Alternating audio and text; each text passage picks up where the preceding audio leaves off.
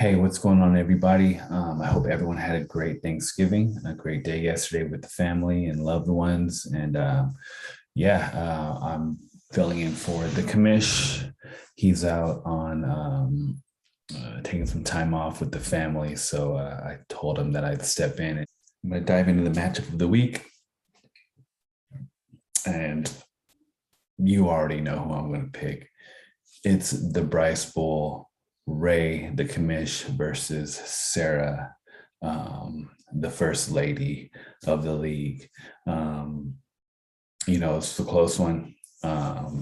Came down to Monday night. Chris Godwin came through for Sarah right away. Ray, you're the boiling crabs, number one customer over the last couple of years, essentially. So here's a snippet, a little bite of what Sarah had to say after Monday night during her post-game press conference. She came out to the game as an underdog, 8 to 12 point underdog. And for her to get the win this week against Ray and his stacked team, and there's no better feeling. And cue her sitting in her Armani suit, lighting up a cigar, enjoying the glorious victory. So, and then Ray also countered with during his own post-game press conference. He said, "It sucks. It feels like a kick in the balls from the one that he's supposed to love and who's supposed to love him." And he feels very hurt and violated. And he just abruptly walked off the podium, LeBron James style, with his suitcase and short shorts and all that good stuff. So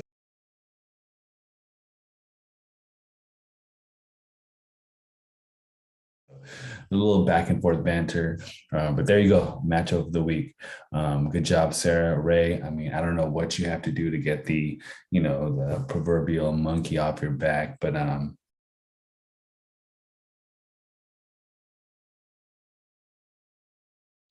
better luck next year against the first lady.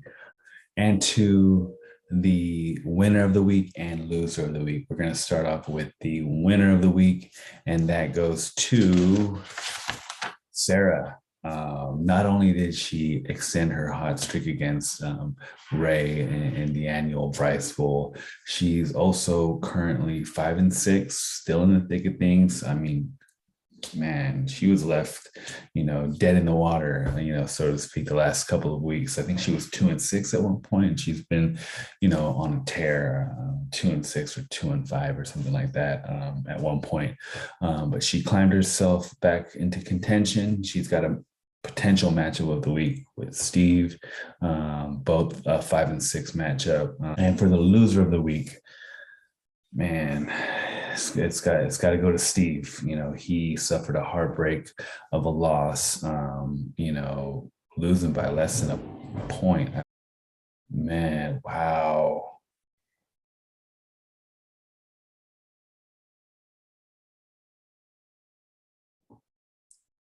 .20, just about .20.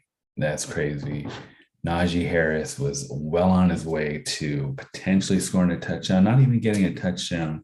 All he had to do is get another catch, another carry, a long gain, and, it would have iced it for Steve. But he went down with, I believe, an apparent, concussion, head injury, and he never came back. So, man, Ruben, you dodged a bullet there. Man, and Steve, you've been on this section couple of times, I believe, in week 1 and week 7, and now week 11. So a different season for you. I mean, I feel like you're usually pretty, top 5 at the minimum throughout the course of your time in this league. So this is, weird to see, but, we all go through it. I went through it many times. I don't have to bring up the Matt Stafford woes. I don't even know how to explain it, but I ended up, instead of gaining a point or two, I ended up losing. I think it was an interception. I don't even know, a fumble. I don't know. It was just bad. So hang in there. I mean, you're still in it. Best of luck to you again, Sarah. So rest of the action of the week, we get Brian versus Lance. Brian getting the win. Great job by Brian to kind of try to right his ship. 5-6, still holding on to the last spot in the playoffs. It's funny, I was looking back at his season, man. You've had a very up and down, inconsistent LW up until weeks 9 and 10. You went on a 2-game losing streak, so you broke that whole loss win. Could it be 2 wins in a row coming up against? Let's see who you're going against. Ross, man, it's gonna be a tough one, but you never know. Good win by you, Brian. Joe Main Mixon, Tay Adams, Kelsey, Scary Terry, Old Reliable Nick Folk all came through for you. And Lance, man, I don't know what else to say. 6-game slide. I mean, I was 2-11 last year, so I've been through long losing streaks. It's rough. I mean, I went on a long one earlier this year. Started out 1-4. So I mean, just got to get that win somehow. It's just by a stroke of luck, or but actually, I really hope if you win this week against Manolo, because he's right on my heels. So all love Manolo, but I'm pulling for Lance. Steve versus Ruben, we kind of already talked about that earlier, but an average day overall, especially both teams, Ruben squad, but it was a Patriots D on Thursday night that just kind of deflated Steve's balloon a little bit. 28 points from a defense, you rarely see that. So I think that's kind of what set it off. I mean, that was the only difference. Everyone else outside of the defense didn't do much. I mean, Myles Gaskin, I'll shout him out. He did good. 123 carries, 89 yards, and a touchdown. Good stuff, and good win, Ruben. You escaped that this week. E versus Clemens. I thought this was Clemens' time to break his losing streak. Unfortunately, Clemens got upended by E on Sunday night. Justin Herbert, Deontay Johnson saved the day. 40.3 for Herbert, 19.6 for Deontay. Man, that was an epic comeback, and you needed all those points to come back and kind of right your ship. Still in it, but I mean, with an L, it would have been, I would say, donezo for you. But you're still in it. You're still competitive, man. So good job on the win, Clemens. A 4-game slide, just like I said with Lance. We've all been through it, most of us, and it's just the way of fantasy football life, man. But I'm going against you this week, so I mean, hoping that losing streak continues, but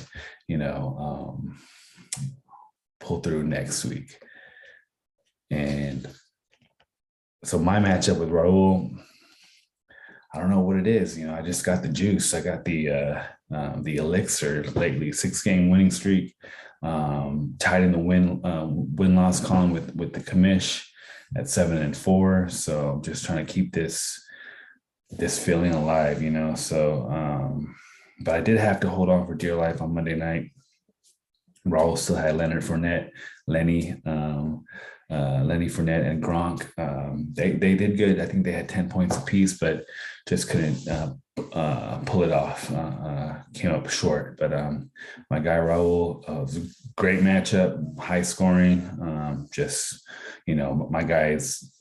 My mid-season pickups really came through for me. Zach Ertz, 24.8 points, led the week overall in the tight end standings for the leaderboard. You showing up, getting that confidence, 18 points. So it was all in all good effort from everyone, including these midseason pickups. So Ross versus Manolo. All I got is 2 words: Jonathan Taylor 51.9 points. We talked about it in our group chat. 32 carries, 185 yards, 3 receptions for 19 yards, 5 total touchdowns.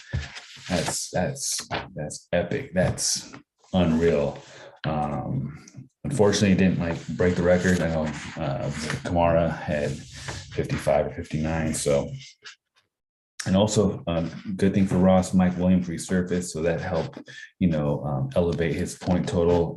Manolo, still solid at 6-5, bro. But I feel like I checked back on your season. You had 2 other, I think it was 2.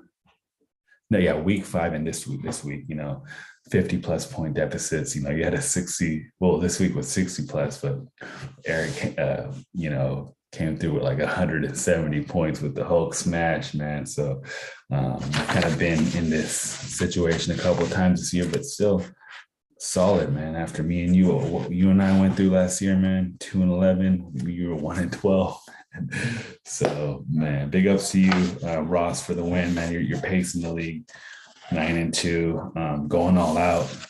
But I'm glad to see that you're going to be back. So,